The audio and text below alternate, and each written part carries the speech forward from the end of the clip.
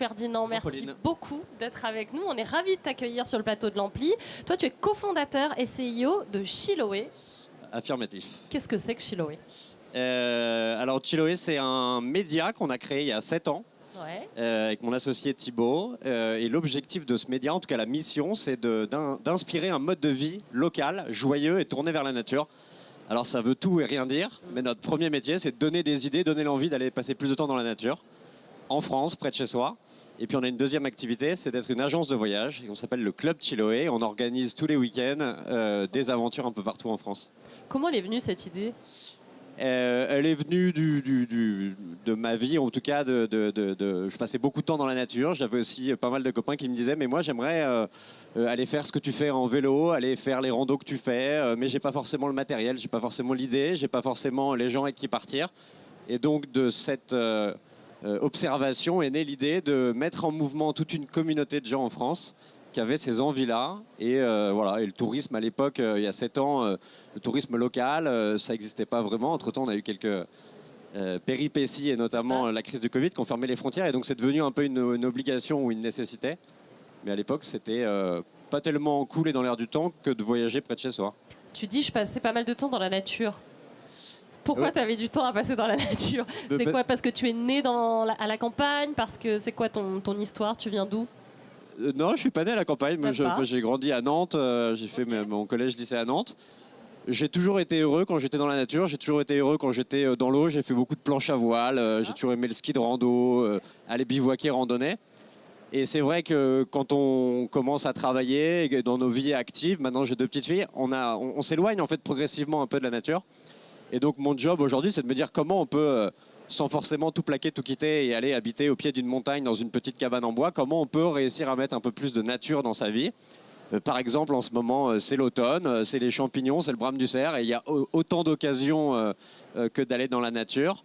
Et c'est pas juste l'été une fois par an, on va bivouaquer. Moi, j'essaie d'aller bivouaquer très souvent et je le fais de plus en plus avec mes petites filles aujourd'hui. Voilà. Alors, comment vous sélectionnez les sites? Comment ça se passe? Alors, comment vous les trouvez, les lieux? Ouais, au tout début, c'était mes propres expériences d'une certaine manière. Après, c'était celle de l'équipe. Et puis, comme on est toute une communauté de 450 000 personnes en France, il y a tous les jours des gens qui nous recommandent des lieux en France atypiques ou des guides ou des gens qui ont vraiment un savoir-faire. Et notre job ensuite, ça va être soit pour la partie agence de voyage d'organiser et de créer un séjour. Okay. Par exemple avec Renard Blanc, qui est son nom de totem, et c'est Bernard, notre expert des champignons dans le Morvan. Qui est Renard Blanc. Voilà, moi je suis Castor Fougueux, on a tous des noms de totem chez Chiloé. Chacun a son petit blaze. Exactement. Ok. Ouais. Trop bien. Et parce qu'au départ, il faut dire que Chiloé, pourquoi c'est impressionnant? Parce que c'était une petite newsletter que vous envoyiez à une 50aine de copains et que ça a grossi. Comment ça s'est fait petit à petit, justement, cette croissance? Comment tu as... Ouais, alors tout est relatif. Nous, on n'est pas une licorne, on est un bouquetin, on fait un pas après l'autre et on est tout petit. Mais effectivement, de cette newsletter envoyée à 50 copains il y a 7 ans, au bout de 6 mois, il y a eu 10 000 personnes qui la recevaient. Donc je me disais, putain, finalement, ce qu'on y raconte est peut-être pas si con que ça. Et de fil en aiguille, aujourd'hui, il y a 100 000 personnes qui la reçoivent, notamment cette newsletter, tous les jeudis encore. Et puis, on a une communauté qui s'est considérablement augmentée. Voilà, je parlais de 450 000 personnes en France. C'est à peu près les gens qu'on fédère sur nos différentes plateformes, sur nos événements, sur nos voyages, etc. Et donc, j'imagine qu'il a fallu s'adapter pour répondre aux demandes croissantes, pour répondre à... C'est pas la même organisation. Et aussi, quel est le lien avec l'agence de voyage? Est-ce que... Ouais, et en même temps, ça s'est fait 7 ans, c'est long. Ouais. Parfois, je me demande pourquoi on n'a pas été plus rapide, mais on aime bien prendre notre temps. Le média, en fait, voilà, moi je dis, on part de la mission à chaque fois. La mission, c'est d'inspirer ce mode de vie local joyeux tourné vers la nature. Et il y a 2 manières de le faire. Il y a de donner des idées, et ça, le média, c'est génial pour ça, et c'est quelque chose qui permet de toucher pas mal de monde. Et après, la manière de mettre en mouvement les gens et d'inciter le passage à l'action, c'est l'agence de voyage, c'est-à-dire de créer des opportunités concrètes dans l'agenda des gens, de pouvoir partir à l'aventure en France. Et du coup, toi qui as un peu de recul, tu dis ça fait 7 ans que vous êtes dans cet univers-là, dans ce corps de métier. Est-ce que la situation a changé? Il y a eu le Covid, bien évidemment, mais est-ce qu'aujourd'hui, les expériences locales, les aventures locales comme ça, elles intéressent d'autres gens que des Français, que des gens qui vivent autour? C'est quoi? Quel est le public cible? Alors nous, le public cible, c'est les habitants. Enfin, en fait, on n'est pas la vocation est un guide touristique, c'est-à-dire de faire venir des étrangers en France ou dans les lieux comme en avant. Moi, ce qui m'intéresse, c'est de me dire comment, par exemple, des habitants, des Parisiens ou des Lyonnais ou des Bordelais puissent facilement découvrir des choses à faire autour de chez eux, en dehors des sentiers battus. Et voilà. Et donc, oui, le local aujourd'hui est dans l'air du temps. On bouffe local, on s'équipe local. Pourquoi on voyagerait pas local ?